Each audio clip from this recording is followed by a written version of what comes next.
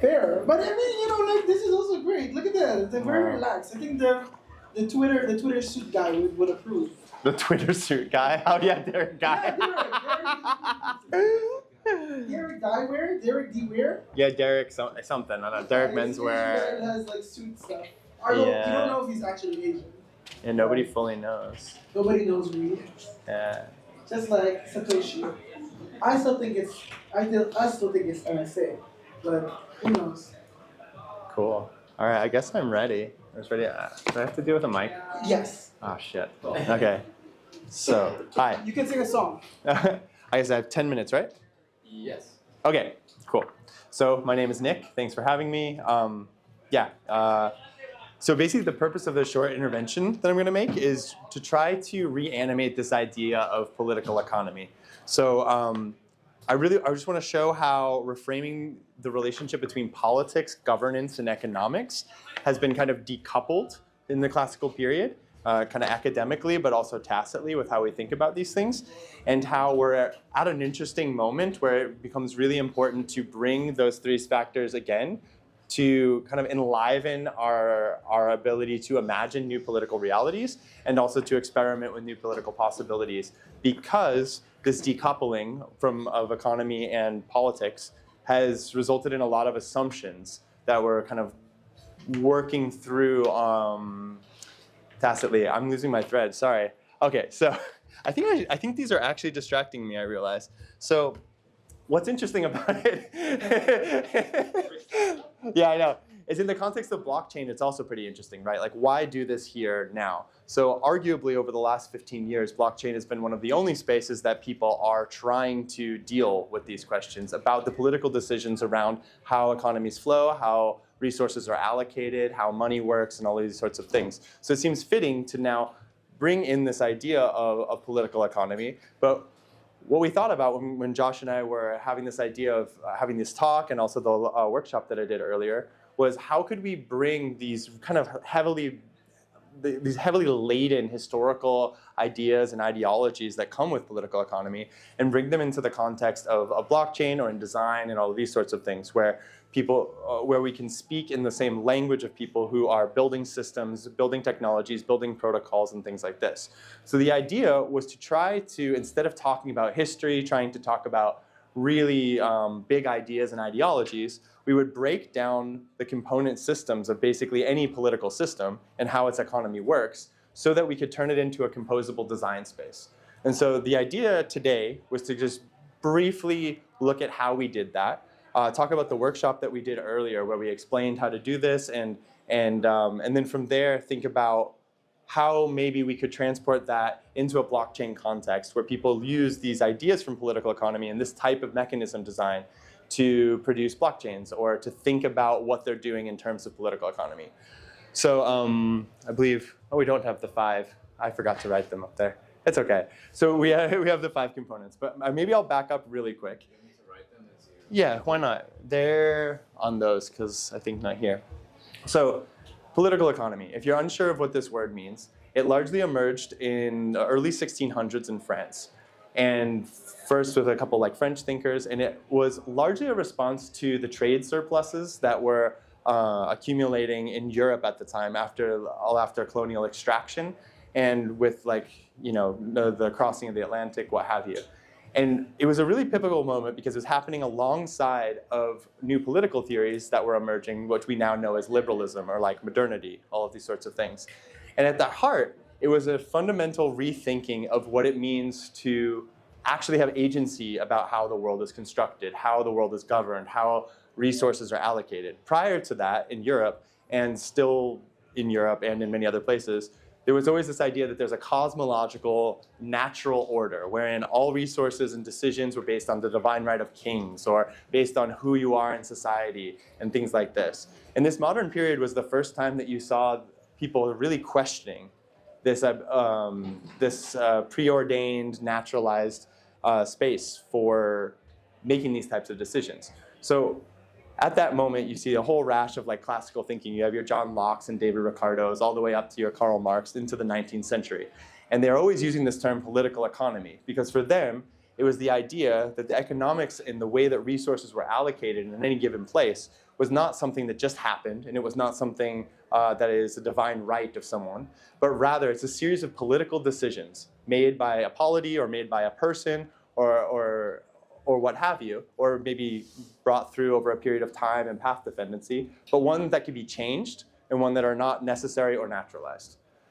And what gets really interesting is at the late 19th century, you get this shift that happens, and it's largely because of statistical modeling that emerges at that time, especially with like Jevons and economists like Walras. And what they do is they bring those factors in and start modeling a lot of empirical behaviors using math, using statistics, using all kinds of different models that people are building at the time. And what that does is it drives a bit of a wedge between the politics and the economics.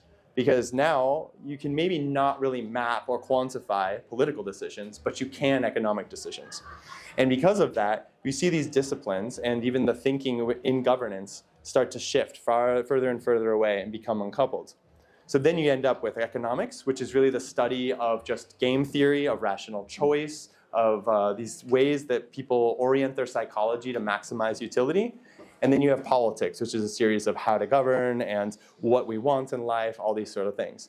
But increasingly in modern language, over the 20th century, you start to see that people entirely don't associate the two. So you see that there's almost a renaturalization happening again. So in this like liberal order, especially in the West, where you have the situation where it's like, of course, we're at the end of history. Everyone wants like liberal social democracy. We want a certain form of capitalism, and that's just how it is. And our ability to have agency within that is just loosely within that Overton window.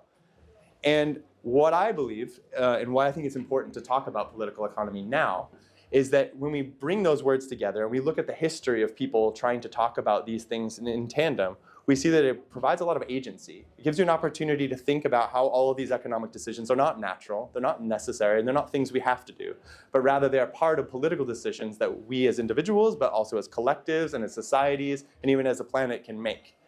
And so the idea around what the workshop is to take that very seriously and to, in the most like playful and kind of tinkery way, break down basically any political system into 5 component parts. And yes, this is very simplistic, and that's the idea, right? It's not going to be very granular, and I know there's a lot of issues there, but it's a way to start us thinking, right? It's just a type of engine. So we have the ownership model, a resource allocation mechanism, decision-making authority, distribution model, and a relationship to the global economy.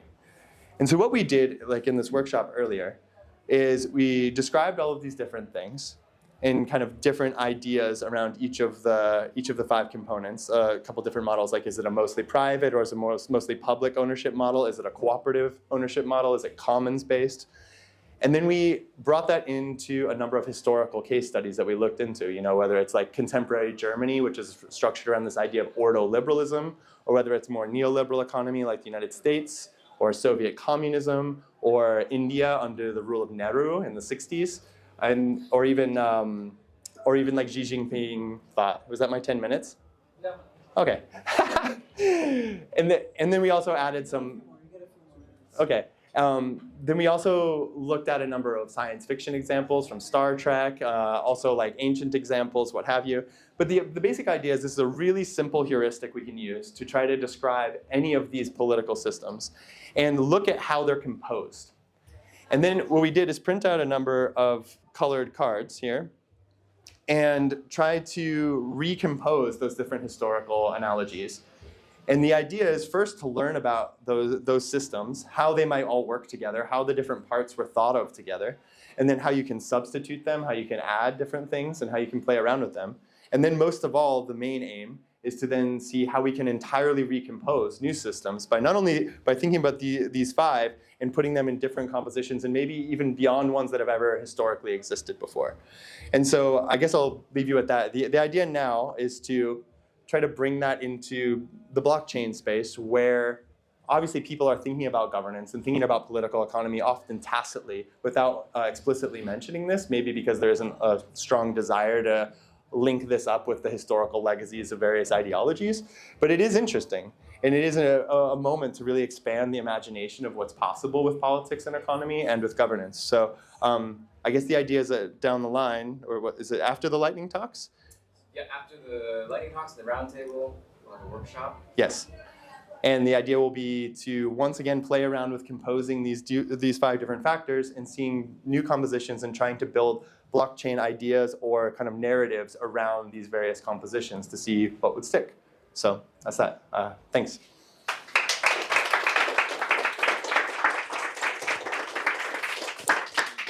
We have technically 1 minute left. Would you want to share, maybe just, it would help to give an example? Okay. Just to explain one of the examples and... I think, do you have my paper there? I don't know.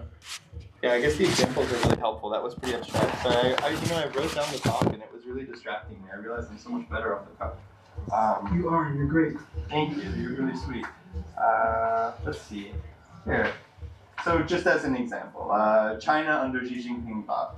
So the ownership structure is mixed. So you have state control over strategic sectors and a regulated private sector. The resource allocation mechanism is a market mechanism with centrally planned guidance. The decision making is a centralized authority through the Chinese Communist Party. And the distribution model is mixed. So it's market-based, but with common prosperity objectives. And then the global relationship is strategic integration. So you have the Belt and Road Initiative, you have various sectors that are highly controlled and specified as far as like how they'll be integrated within the world model. So let's contrast that, for instance, with ordoliberalism, which is the German model, which is actually ironically quite similar, slightly more democratic, but equally as mercantilist and export-oriented. But you have, the ownership structure where it's predominantly private with stakeholder considerations. And then the resource allocation mechanism is market-based with strong regulatory frameworks, which is also the strong regulatory stuff is really particular to Germany and why neoliberalism is different than orderlism. And I spent way too much time talking about that last time, so I won't bore you with it now. And then the distribution model is mixed. It's a social market economy with welfare provisions.